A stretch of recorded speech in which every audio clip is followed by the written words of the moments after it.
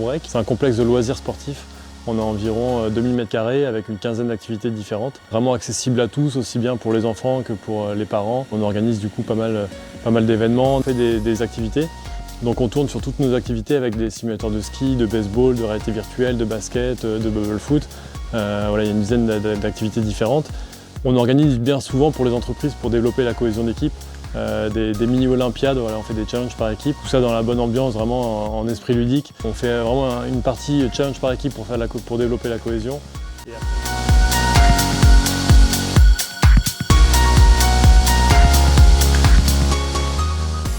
Alors l'association des Étoiles dans la mer, elle est assez récente, elle date de mars 2019. Elle est née suite à un défi de nage que je me suis lancée en 2018 suite au décès de mon mari du glioblastome, qui est un cancer du cerveau à ce jour incurable. Avec des collègues soignants, on a fondé et des familles l'association des Étoiles dans la mer suite à ce défi de 18 km à Porquerolles, donc en juin 2019. Beaucoup de familles issues de toutes les régions de France se sont rejointes à nous et ensemble on mène des actions pour lever des fonds, pour aider la recherche médicale.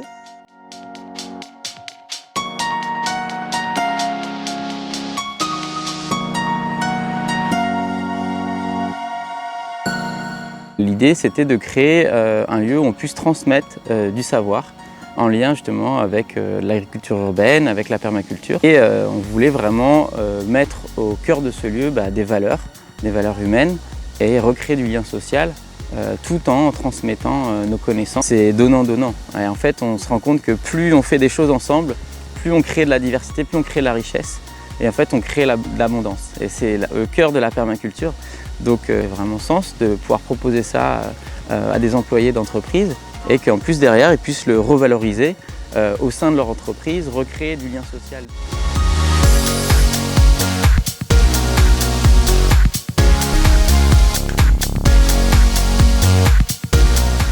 C'est une pratique, on va dire, qui a pour but d'harmoniser en nous à la fois le corps, la respiration et notre esprit. Les gens sont soumis à un stress qui est très important. On est connecté 24 heures sur 24.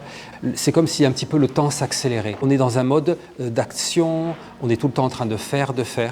Et en fait, ce qu'amène cette pratique de Qigong et la méditation, qui sont des pratiques de pleine conscience toutes les deux, elles amènent une rupture en fait, qui est complètement indispensable. Si on ne met pas ces ruptures, ces moments de pause, en fait, il y a un épuisement à la fois du corps et de l'esprit.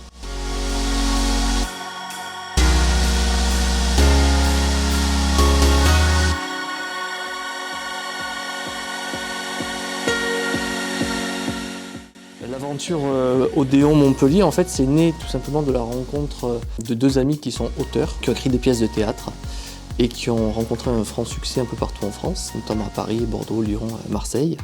On a plein de choses ici à l'Odéon, c'est pour les plus jeunes, pour les ados, pour les familles, pour les adultes.